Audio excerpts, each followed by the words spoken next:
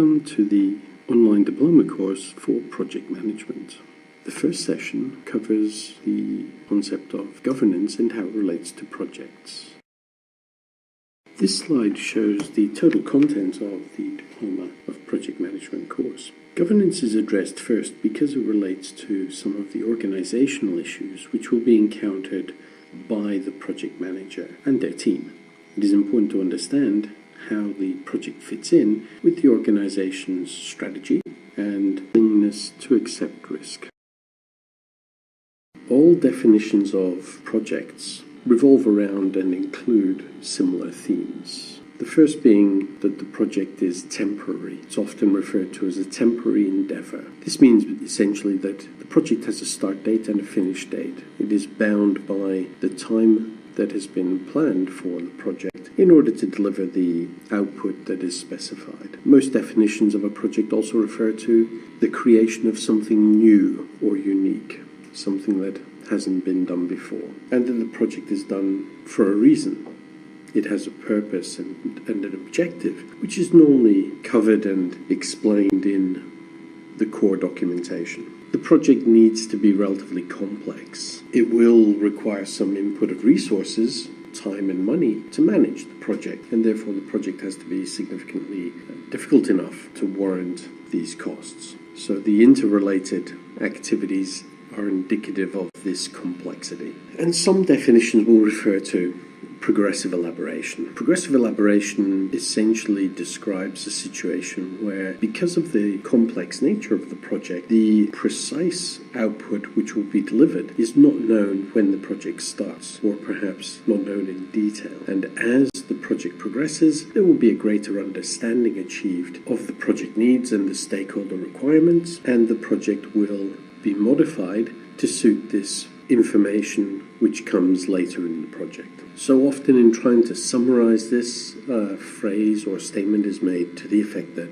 a project is a temporary endeavor undertaken to create a unique product or service or result. The use of the word unique is a little distracting in some contexts.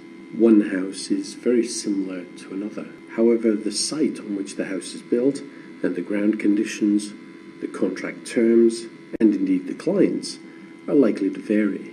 And it's these factors which can provide for some degree of uniqueness or difference from work previously carried out. The important distinction to make in the project environment is that projects have a finite life cycle. They have a beginning and an end. They are not continuous, and they should not seem to be ongoing, because this really represents operational work which is very important to the organization, but needs a slightly different style of management and control.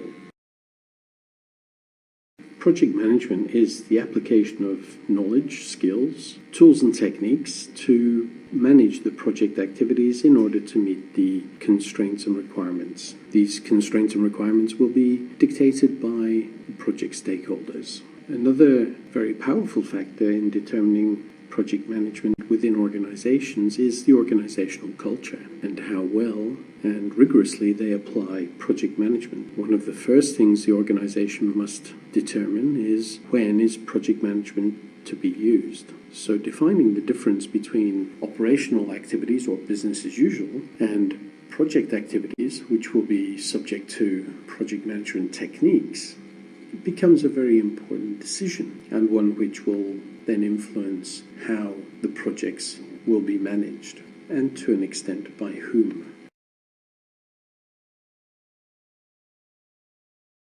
There have been many studies undertaken to determine the common causes of project failures, and these have looked at various industries and technologies, and by and large the causes of project failures have been consistent regardless of the technology of the project. The slide here shows some of these reasons and has been gathered over the years from many organizations. Firstly, there is often a lack of detail and definition for the deliverables, so that the team aren't clear about what needs to be delivered and handed over. Often there are few good reasons, financially or for the organization's benefit, for undertaking the project in the first place. It may be somebody's pet project, but may not fit in with organizational strategy or direction. The team that's required to deliver the project isn't well defined, with roles and responsibilities for each of the members. This means that there is often an overlap in responsibilities or a gap between different roles. So everybody thinks that somebody else is doing a piece of work that's vital to success, when in fact nobody is doing that. The client or customer isn't involved as the project progresses. These stakeholders don't need to be involved at every step, but they do need to be involved early in the project and then as it progresses, so that there are no surprises at the end when something is handed over for them to use. There's a lack of visible management commitment to the project, or the senior management are not seen as being interested in the project. Sometimes a quality issue may give rise to the final deliverable not being accepted, and this is sometimes due to not having clear and agreed criteria for acceptance. Changes are going to happen within the project. Technical changes, issues, developmental problems may need to be resolved, and there needs to be some mechanism for allowing change to be considered, approved, and then implemented. Where this isn't the case,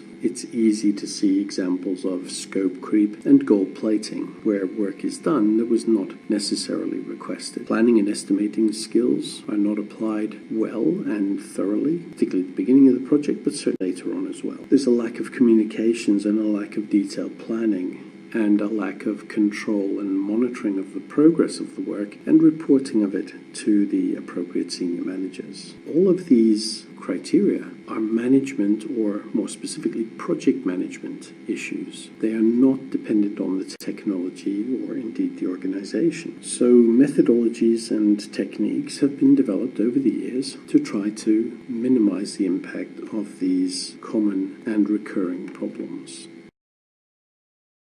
Two researchers, Fortune and White, undertook a study to determine what factors were critical to project success, and the top 10 are published here. Firstly, successful projects must have, and do have, clear goals and objectives. They also have a realistic schedule without arbitrary and overly ambitious deadlines or targets. These successful projects also have support from senior management and adequate funding or access to the appropriate resources. There is end-user commitment, ensuring that there are no surprises when the project is completed and handed over. Successful projects have clear communication channels and effective leadership, with decision-making and clear guidance set by the senior managers. There is a mechanism which allows effective monitoring of progress and reporting and feedback of that progress, so that decisions can be made in real time. Successful projects accept that there will be changes along the way, and they have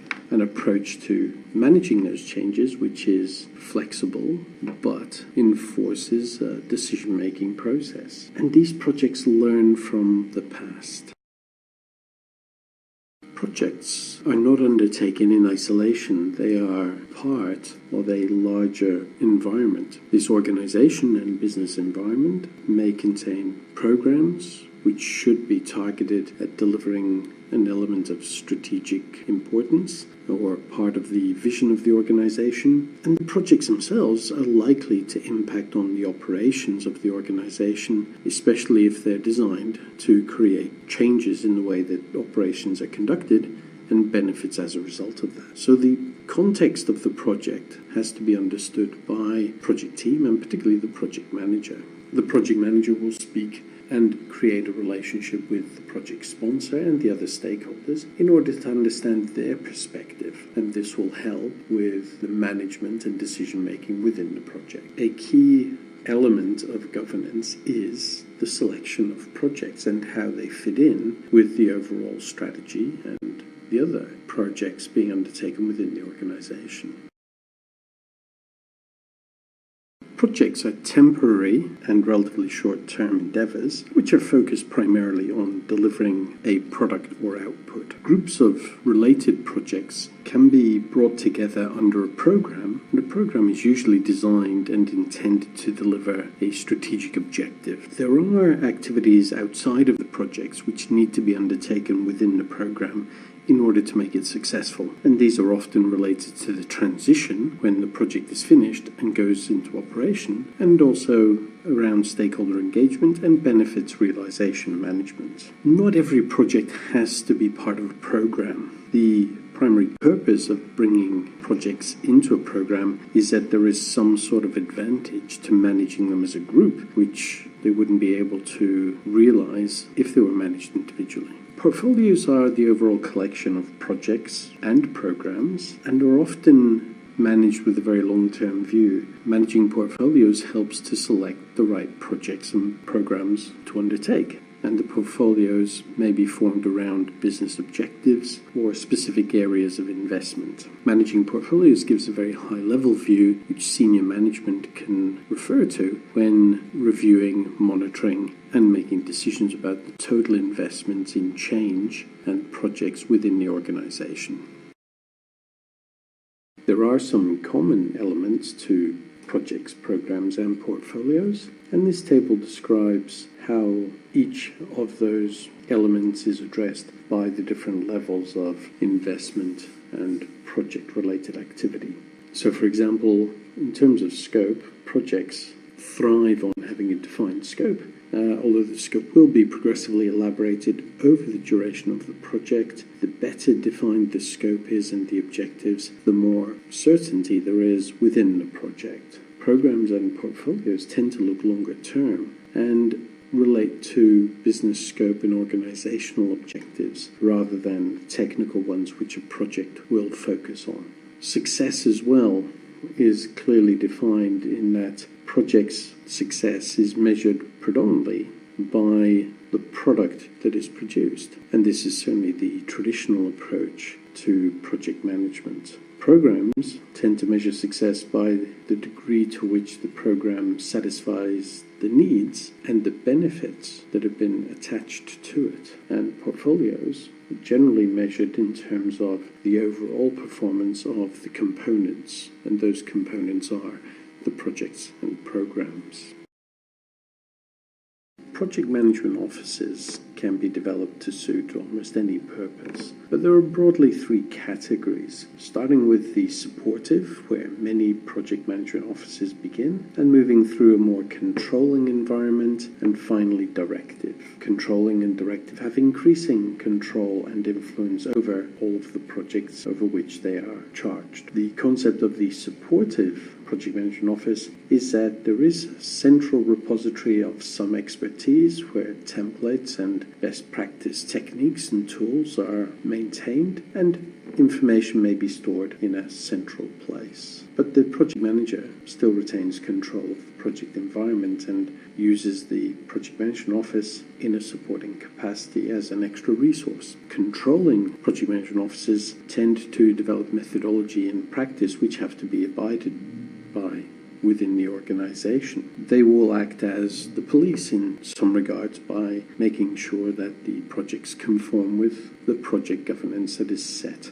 by the project management office. They will develop and apply the rules for the teams. A more directive approach may be taken when a higher degree of maturity has been attained. The directive PMO may provide the project managers for the projects, and in line with that, the specialist resources such as risk managers and schedulers and planners, so that the project management office becomes a heavily resourced, centralized team that work on all of the projects within the organization and take a very strong role in making sure they are managed in a consistent and appropriate manner. There is no correct project management office, and there are variants of these, but the purpose of identifying some different approaches gives an indication of the type of resource and applied role which could be suitable within a particular organization.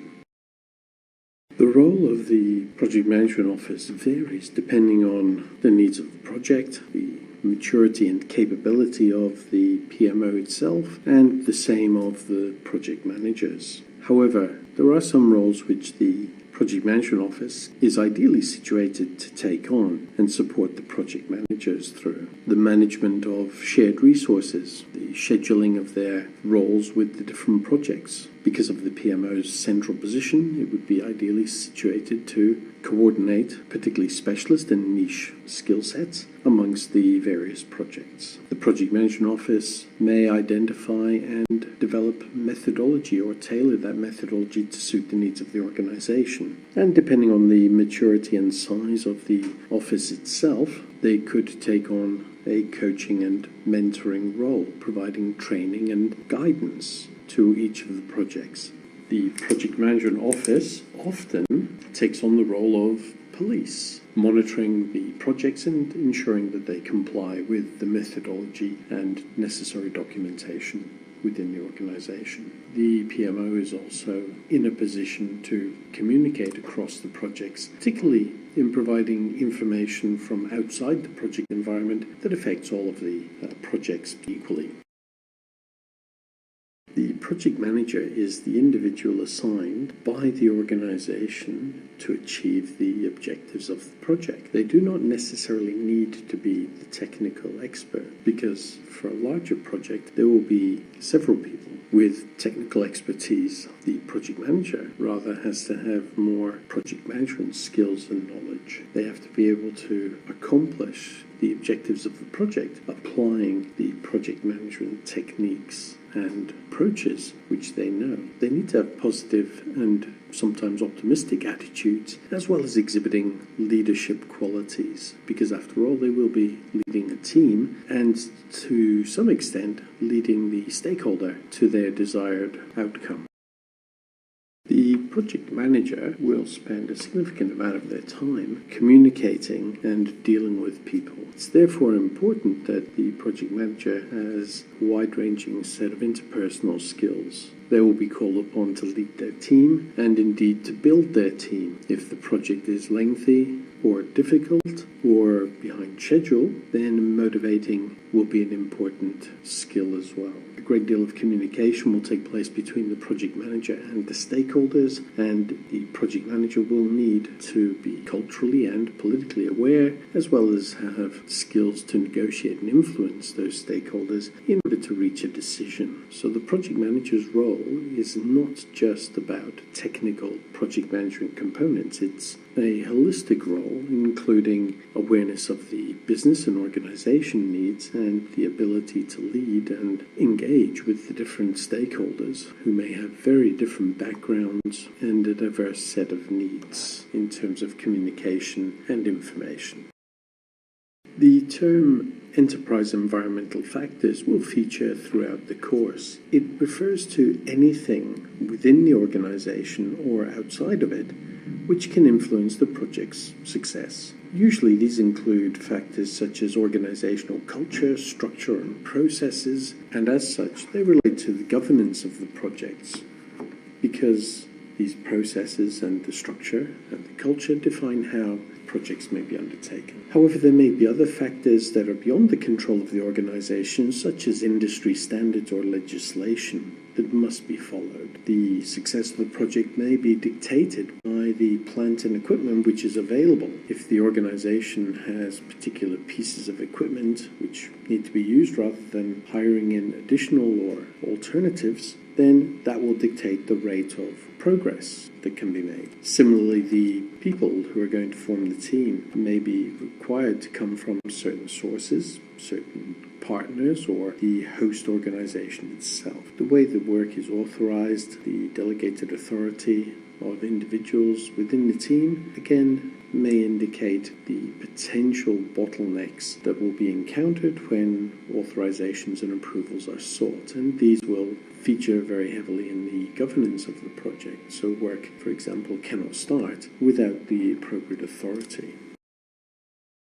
The term organizational process assets will be mentioned many times throughout the course. It's a term which encapsulates information or documentation which already exists within the organization, generally in the form of processes, procedures, policies, and strategies which the organization has published and which the projects must abide by. These may include occupational health and safety, risk management, the process for compiling plans, the reporting requirements for projects, and anything which the project manager must be aware of in order for them to manage the project well. It also includes information, data, and lessons learned from previous projects, which it is assumed will be available to the project manager and their team. Stakeholders are generally defined as individuals or groups that have an interest in the project or will be affected by the project or its deliverables. This generally leads to considering a very large group of individuals who wish to have their opinion heard regarding the project or who just wish to participate in the process. Some of the stakeholders will be internal to the project team and the organization sponsoring the project, while others will be outside of that organization and may be members of the community. Some of the stakeholders will take on specific roles, such as the sponsor. Others will have operational duties and be functional managers and perhaps have line management responsibility for some of the people who are going to contribute and be involved in the project. There will also be governance groups, audit committees, those who need to give their approval before the project can start or continue once it has begun. A more detailed discussion of the stakeholders will be held later in the course, and it is a very important aspect of project management. It is vital for the project manager to understand the priorities of the stakeholders, because ultimately they will judge the success or otherwise of the project. The triple constraints is the traditional manner in which this is discussed. It shows the three major factors of the project deliverable as sides of the triangle. The attributes of the project are its budget, its schedule, and the scope, the products which are to be completed. And often quality is shown in the middle of the triangle, representing the balance between these three elements. In some situations, cost will be the driving force, in which case time and or scope should be flexible. On other occasions, the deadline for completion will be fixed and very much inflexible, in which case the budget and or the scope need to be flexible. And similarly, where scope is absolutely fixed and must be delivered, then cost and or time need to be flexible. However, often one of these factors dominates the others to such an extent that it is clear what the key priority is. And it's important that the stakeholders, and particularly the sponsor, articulate these priorities. And one such tool for doing this is the Moscow prioritization tool, where the characteristics or functions of the project are graded as must-haves, should-haves, could-haves, and won't-have for now. And this allows the team and the stakeholders to discuss potential changes once the project is underway and take into account the drivers and priorities of the stakeholder group.